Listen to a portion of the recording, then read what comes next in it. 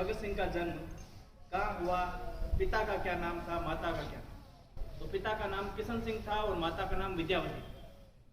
वो बचपन से ये क्रांतिकारी का ही रूप था।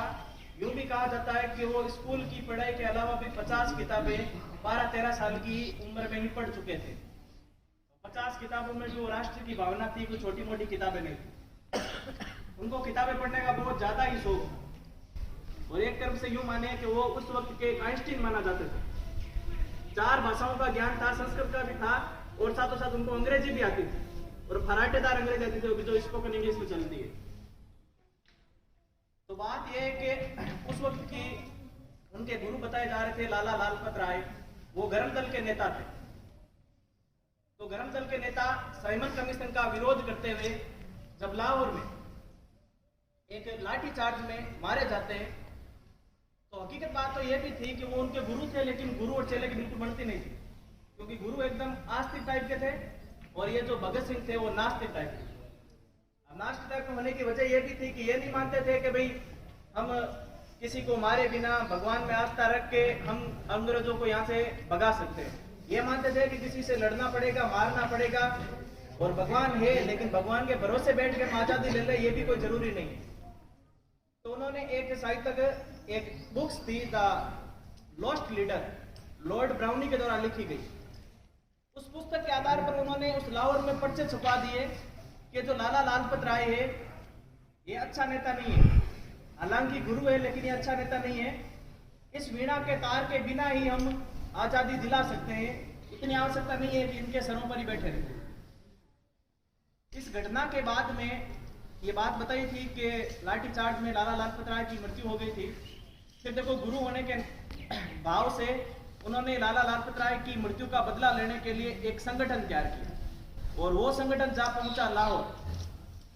लाहौर पाकिस्तान के भाग का था, तो वहां पर उन्होंने एक घर किराए पर लिया जिसका नाम था मोजल हाउस।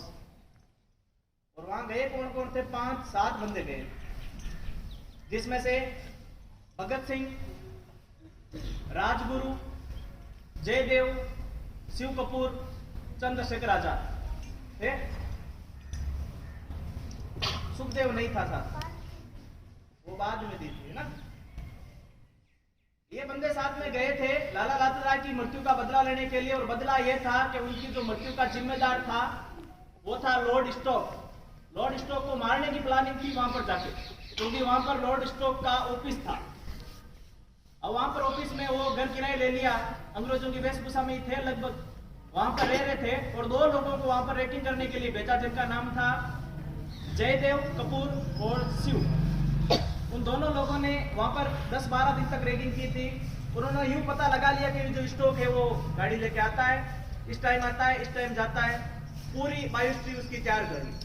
फिर थोड़े अगले ही दिन तीनों ने 5 ने बैठ के प्लानिंग की कि भाई मारेंगे कैसे। तो राजगुरु को कहा कि जैसे ही वो बाइक लेके आएगा तो सबसे पहले गोली तू चलाएगा। फिर भगत सिंह ने कहा कि एक बार वो गोली चलने के बाद में नीचा गिरेगा तो उसके ऊपर गोलियां मैं चलाऊंगा, और बाद में चंद्रशेखर ये ध्यान रखेगा कि इसकी सहायता करने कौन सा अंग्रेज आ रहा है। और उस जयदेव को कहा कि तू इशारा करेगा कि वो बाइक से आए तो बोल देगा इशारा करके कि हाँ ये यही बंदा है। जैसे ही अगली सुबह वो ऐसे प्लानिंग के तौर पर तैयार हुए तो जयदेव ने इशारा कर दिया। हालांकि बात यह भी थी कि सारे के सारे अंग्रेज हमें सेम ही लगते हैं, तो जयदेव को भी यूं लगा कि हाँ ये वही है। तो सबसे पहले गोली चलाई गई, फिर भगत सिंह ने उस पर बहुत सारी गोलियां चला के उसको छन्न-भिन्न कर दिया गया, मार दिया गया। चंद्रशेखर यह ध्यान रख रहा था कि इसकी सहायता करने के लिए कौन आ रहा है। हालांकि सहायता करने के लिए कोई अंग्रेज नहीं आए थे, अपना ही भारतीय जिसका नाम था चंदन सिंह, वो वहां ऑफिस की रख रखाव के लिए एक कर्मचारी के तौर पर कार्य कर रहा था। अब चंदन सिंह ने अपने जो बॉस है उसकी सहायता के लिए मार तो दिया, लेकिन उसने हाँ हल्ला किया कि अपने बॉस को मार गिरे, अपने बॉस को मार गिरे। तो चंद्रशेखर ने उसको कहा था कि भाई तू हाँ हल्ला मत कर, तेरे को नहीं मारेंगे हम तो बस इसको मारने आए थे। तो उन्होंने कहा कि ये जो तुम मारने आए हो ये रियल बॉस नहीं है, तुमने स्टोक्स को मारा है, सॉरी सैंडर्स को मारा है, स्टोक्स अभी जिंदा है। तो फिर उसको बोले कि ठीक है तू चुप हो जा, जो मरा वो सो मरा। हमारे तो मनोभावना ये थी कि एक बार इनको पता लगना चाहिए कि हम बदला लेने के लिए आए, ये जो नया भारत है ये अब चुप नहीं बैठने वाला। फिर भी वो तड़पड़ाहट करता रहा, सामने बोलता रहा। अब आप ही सोच लो, उस वक्त का महाराज था वो चंद्रशेखर आजाद, तो उन्होंने उस पर भी गोली चला दी और बोला कि हम अपनी देश भावना में कोई काम करें और बीच में दखल अंदाजी करें तो वो भारतीय भी हमें सहन नहीं है। उसको मार गिराया।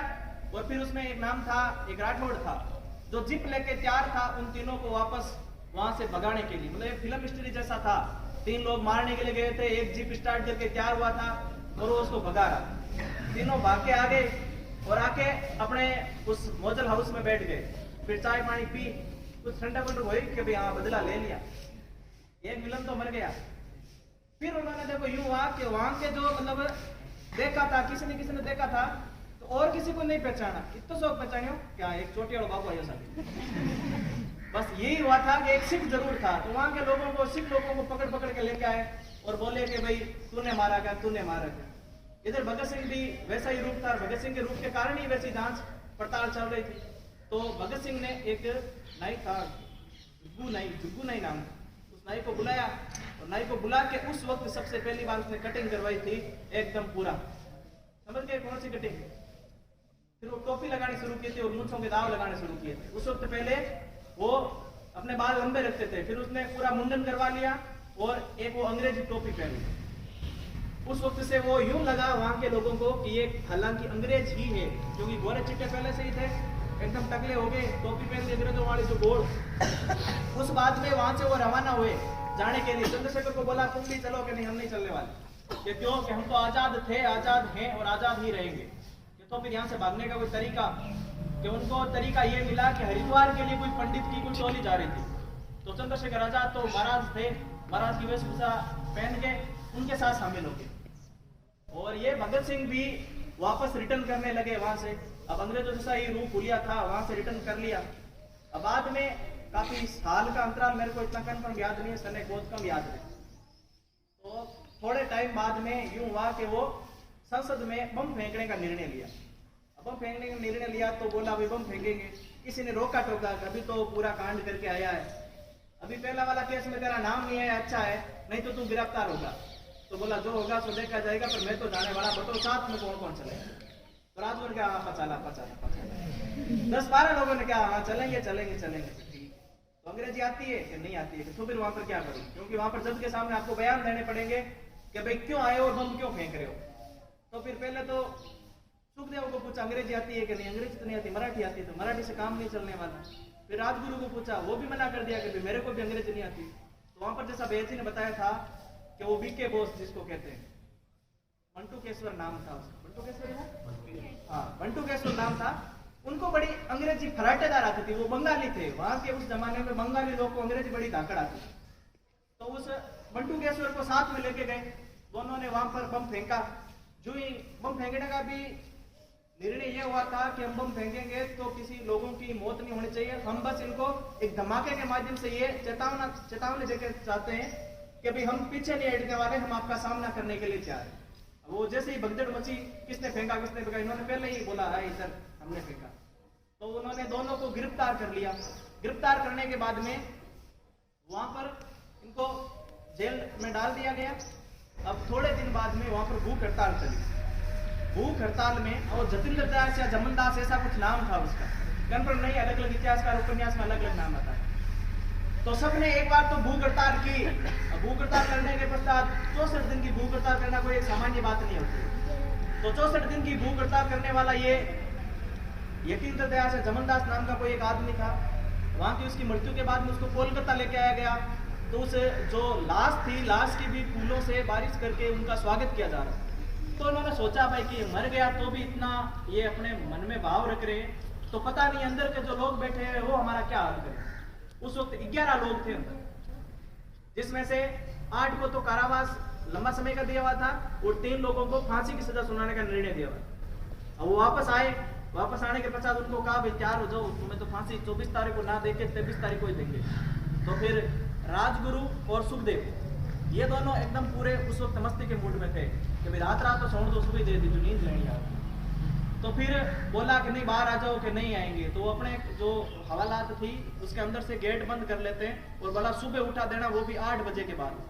8 बजे तक एक बार नींद पूरी करेंगे। फिर भगत सिंह के उस कोटरे कक्ष में गए तो भगत सिंह अंतिम तौर से उस 23 तारीख ये किताब पढ़ रहे थे। उसमें एक ये भी लिखा हुआ है कि वो अंतिम दिन अंतिम इच्छा क्या थी, उन्होंने पूछा था तो बताया था कि वो एक कविता का रूप देना चाहते हैं। तो वहां पर वो कविता पढ़ रहे थे, उनको बुलाया कि आपको सुबह फांसी ना देके अभी फांसी दी जाएगी, 7 बजे का समय था। तो बोला अभी एक चैप्टर बाकी रहा है, एक चैप्टर को कंप्लीट करूं फिर आऊं मरने की। अब सोचो क्या भाव रहा होगा। आपको बोले कि बस 1 घंटे में मारने वाले, तो आप कहोगे कि एक पार्ट पड़ गया हूं वापस चलेंगे? नहीं करेंगे। ये शंकर भगवान बताएगा। तो एक चैप्टर कंप्लीट करके आए, उन दोनों को बोला कि भाई चलो मरने के लिए तैयार हो क्या? कि नहीं, अपन तो बिल्कुल तैयार नहीं, अपने को तो भी सोना है, सुबह उठ के ही फांसी लेंगे। ये अपना टाइम टेबल चेंज क्यों कर रहे हो? वो टाइम टेबल चेंज करने का कारण था कि विद्रोह ज्यादा हो सकता है। लोगों ने ये भी निर्णय कर लिया कि सुबह फांसी होएगी, हम जेलों को तोड़ देंगे, उनको बाहर निकाल देंगे। इस डर से उन्होंने वापस फांसी का निर्णय पहले ले लिया रात में। तो वो तीनों बाहर आए, एकदम हंसमुख चेहरा था। तीनों को पूछा गया अब बता दो तुम्हारी अंतिम इच्छा क्या है? तो अंतिम इच्छा भाई कि ये अपने जो भाई है वो हम बस एक बार गले लगना चाहते हैं। और भैया जी ने बताया था जैसा गीत वो रास्ते भर में गा रहे थे, बाकी 8 लोगों को वो सो रहे थे, उन्होंने सुनाई दिया कि ये गीत गा रहे हैं, इसका मतलब इनको भी फांसी दी जा रही। उन्होंने भी बहुत सामना किया था, उन्होंने ये कहा था कि इनको फांसी दे रहे या तो फिर हमें भी फांसी दे दो, नहीं तो उनके सामने हमें बिठा दो, हमें बस देखना चाहते। तो भी नहीं बिठाया गया, उन तीनों को 23 मार्च को फांसी दे दी।